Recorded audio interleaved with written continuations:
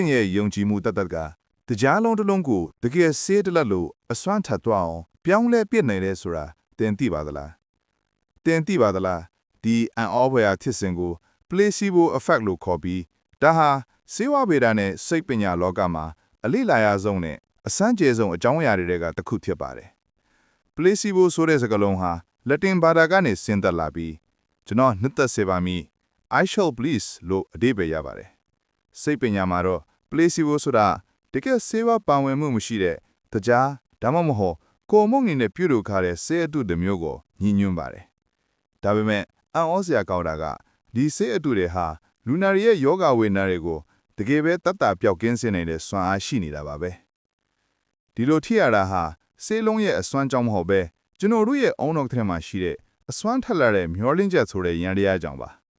လူတယောက်ကသူတို့တောက်လိုက်တဲ့ဆေးဟာသူတို့ကိုတက်တာစေလိမ့်မယ်လို့အပြည့်အဝယုံကြည်လိုက်တဲ့အခါမှာ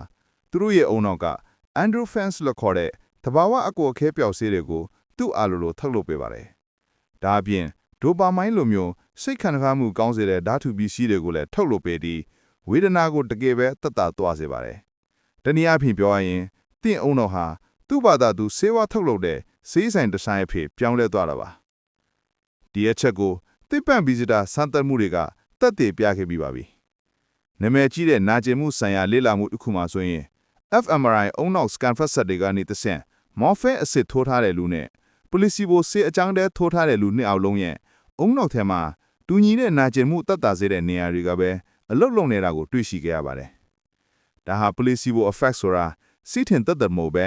တကယ်ကိုရုပ်ပိုင်းဆိုင်ကပြောင်းလဲမှုတစ်ခုဖြစ်ကြောင်းသက်သေပြနေတာပါ။ပိုပြီးစိတ်ဝင်စားဖို့ကောင်းတာက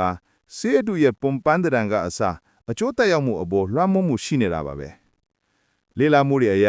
ဆေးလုံးနှလုံးတောက်တာကတစ်လုံးနဲ့တောက်တာထက်ပိုထိရောက်တယ်။ဆေးလုံးထက်ဆေးထိုးတာကပိုပြီးအစွမ်းထက်တယ်။ဆေးဘူးကွန်လက်လာပပနဲ့ထည့်ထားတဲ့ဆေးဟာ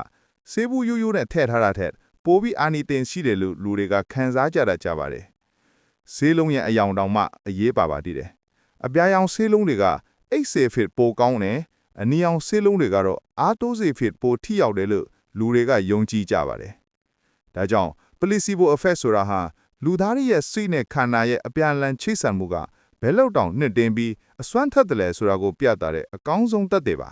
။အဆုံးထိကြည့်ရှုပေးလို့ကျေးဇူးတင်ပါတယ်။